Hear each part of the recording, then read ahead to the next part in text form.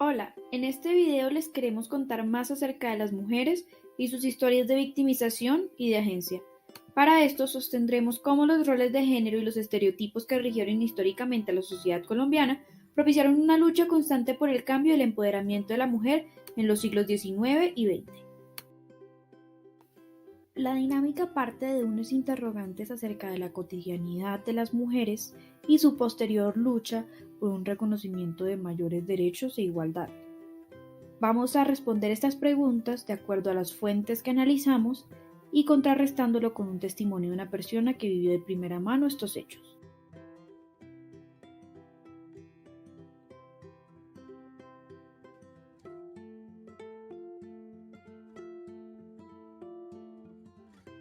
Pero hubo tanta oposición por la iglesia en ese momento para la coeducación, que entonces quedé como ¿dónde continúo? Se me presentó la oportunidad de venir a terminarlo a Bogotá en el Liceo Nacional Femenino Antonia Santos, que era una institución nacional.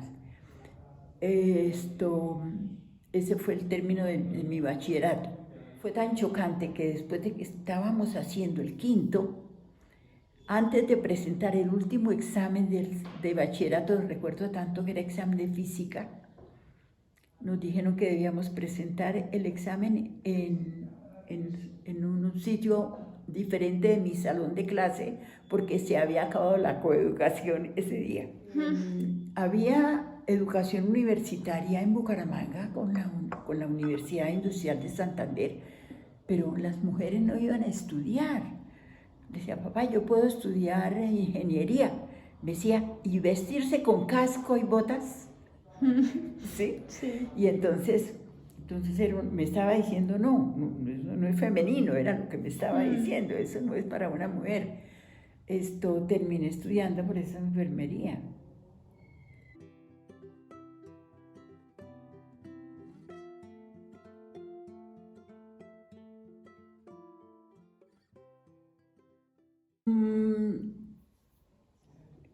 La vestimenta era modesta, se llevaba mangas hasta el codo o largas, los cuellitos eran siempre altos y los vestidos iban un poco por debajo de la rodilla, unos 10 o 15 centímetros por debajo de la rodilla.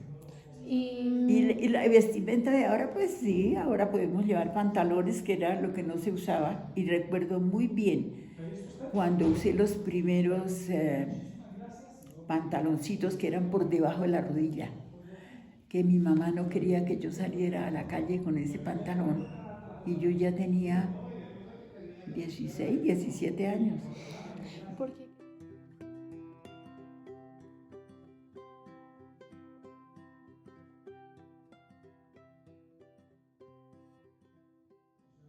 Tengo que decir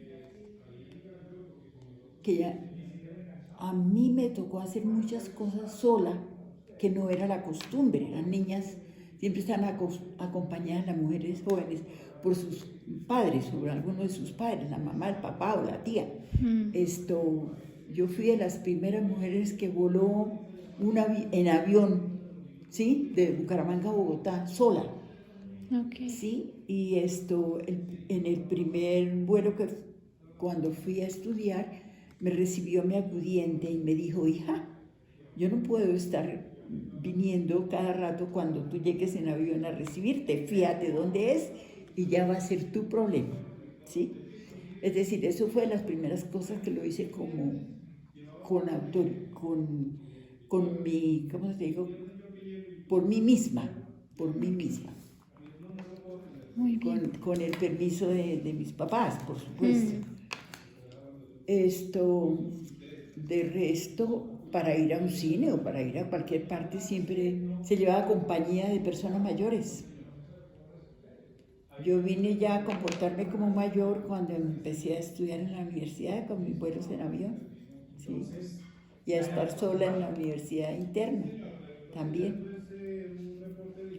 Okay. Es decir, la educación universitaria fortaleció mi personalidad y permitió que yo aceptara un trabajo y me comportara como ya totalmente como un adulto y sin diferencias entre hombres y mujeres, siempre y cuando que fuera todo dentro de una normatividad especial.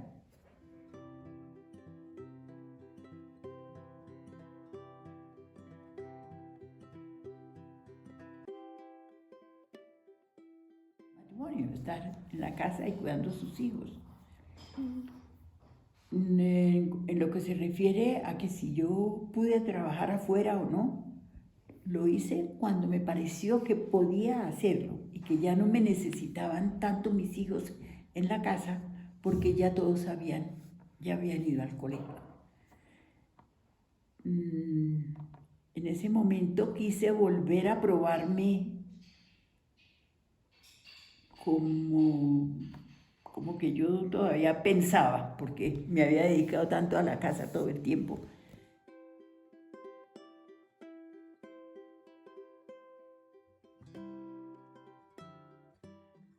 Puedo hacerte referencia a cosas que me contó mi mamá, como por ejemplo, que la mujer antes de 1930 no podía ser propietaria de finca raíz, ni de casas ni de campos. No podía ser propietaria. Eso cambió después y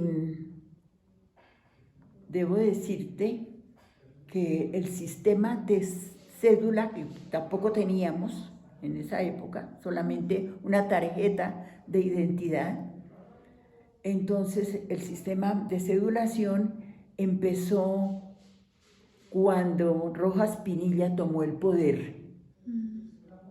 Entonces decidieron en ese momento que las mujeres también debíamos tener cédula y que pudiéramos votar. Okay. Entonces mi cédula es de los años 50.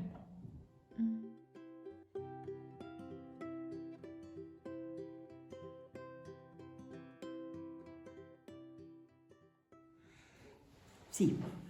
Sin embargo, tuve 9 hijos. Hubo planificación familiar. Se hablaba tranquila y dulcemente del tema en los 60, en los años 60. Desafortunadamente, los medicamentos de la época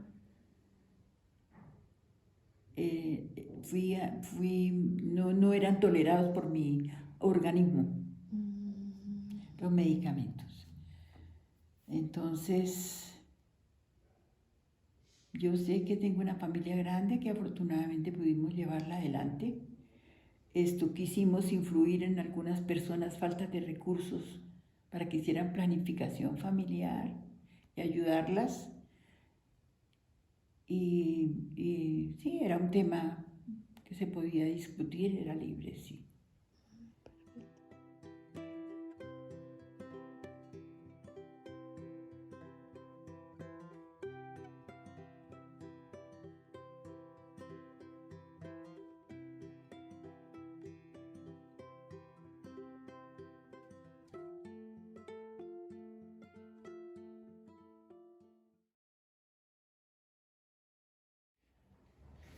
La religión es parte muy fundamental, y ha sido parte muy fundamental en mi formación y en la formación que tuvieron todos mis familiares, mis más cercanos familiares, mis padres o mis abuelos.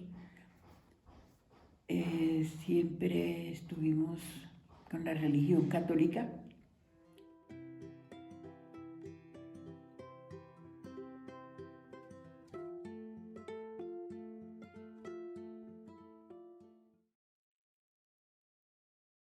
Me parece que la mujer, al formarse, educarse y alcanzar un estatus educacional alto, puede influir muy bien en el grupo social que tenemos actualmente. y quizá pueda mejorar la influencia de patrones de comportamiento y de moralidad, porque son necesarísimos en toda sociedad.